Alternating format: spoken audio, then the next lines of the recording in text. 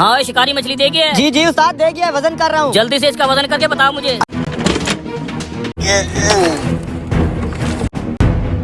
ये मछली का मुंह और ये कुत्ती मुझे बचाएगी।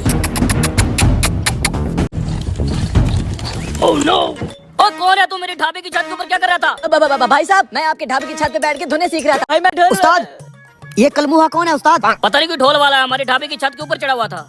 उस्ताद इसे मैं देख लेता हूँ, वहाँ शिकारी आया तो उसे संभाल। ये होगी जी आपकी 12 किलो। ये लेंगे आपके 12 किलो के पैसे। इतनी सारी 30 किलो आज मैं मछली दे, ये 12 किलो कैसे हो गई?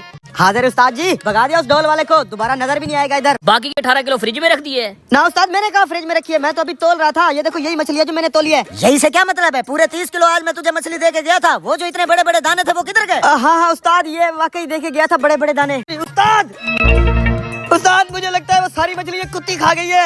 ये देखो मछलियों के सर बचे हुए हैं, बाकी सारी मछलियाँ खा गई है। कितनी मोटी हो गई है, आप कह रहे हो नहीं खा सकती। ये कुतिया पहले भी इधर होती है, कभी मुंह नहीं मारा, लेकिन आज 18 किलो मछली कैसे खा गई? मुझे जोर का सुसु आ गया, मैं करके आता हूँ।